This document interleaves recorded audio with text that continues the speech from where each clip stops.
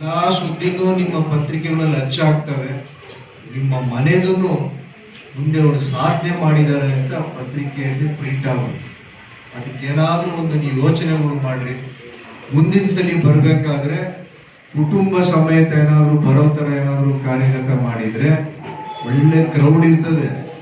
ನೀವು ಶಿಸ್ತುಬದ್ಧಾಗಿರ್ತೀರ, ಹಲವಾರು ಯೋಜನೆಗಳನ್ನ ರೂಪಿಸ್ಬೋದು ಅಂತ ಹೇಳಿ ಈಗ ತುಮಕೂರು ಯೂನಿವರ್ಸಿಟಿನಲ್ಲಿ ಮೊಟ್ಟ ಮೊದಲ ಬಾರಿಗೆ ಗೋಲ್ಡ್ ಮೆಡಲ್ ನಮ್ಮ ಹಾಲಪ್ಪ ಫೌಂಡೇಶನ್ ನಾವು ಅಲ್ಲಿ ತನಕ ಇರಲಿಲ್ಲ.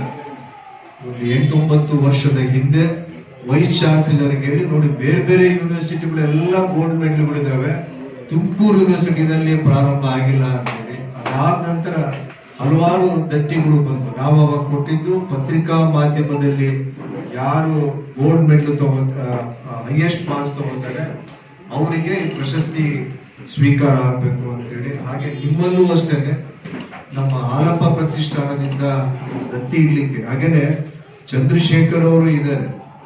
ನಾವು ಈ ತರ ಒಂದು 5-6 ಜನ ಸೇರಿ ಒಂದು ದೊಡ್ಡ ಮೊತ್ತದಲ್ಲಿ ನಮ್ಮ ಮನೆ ಬಂದಾಗ ನಾವು ಚರ್ಚೆ ಮಾಡಿದ್ದು ಒಂದು 50,000 ಅಥವಾ 1,00,000 ನಮ್ಮ ಪ್ರತಿಷ್ಠಾನದಿಂದ ನಾವು ಇಡೋದಕ್ಕೆ ತಯಾರಿದ್ದೀವಿ. ನಾಳೆನೇ ಬಂದು ಅದನ್ನ ತಗೊಂಡು ಹೋಗ್ಬೋದು ಅಂತೇಳಿ. ಅದು ಕಡಿಮೆ ಮೊತ್ತ ಆಗ್ತದೆ.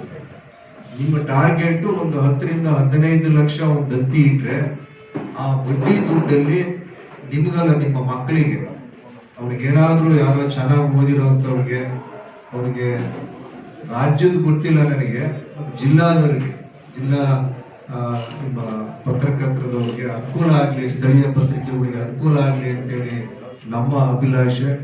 ಇದನ್ನ ನೀವು ಮುಂದೆ ಸ್ವಲ್ಪ ಟೇಕ್ ಆಫ್ ಮಾಡಿದ್ರೆ ಇದಕ್ಕೆ ಅವರು ಜೊತೆಗೆ ವಾಯ್ಸ್ ಕೊಡ್ತಾರೆ ಅಂತೇಳಿ ಚಂದ್ರಶೇಖರ್ ಅವ್ರಿಗೆ ನಿಮ್ಗೆ ಇನ್ನೊಂದ್ಸಲಿ ಮೈಕ್ ಬರ್ತದೆ. ಈಗ್ಲೇನೆ ಈಗ ಅನೌನ್ಸ್ ಮಾಡಿದ್ರೆ ಅವ್ರು ಖುಷಿಯಾಗಿ ಇಲ್ಲಿಂದ ಹೋಗ್ತಾರೆ ಅಂತ ನಾವು ಭಾವಿಸಿ ತಮ್ಗೆಲ್ರಿಗೂ ಶುಭವಾಗಿ ಕಾರ್ಯಕ್ರಮ ಇಷ್ಟು ಚೆನ್ನಾಗಿ ತುಮಕೂರು ಜಿಲ್ಲೆಯಲ್ಲಿ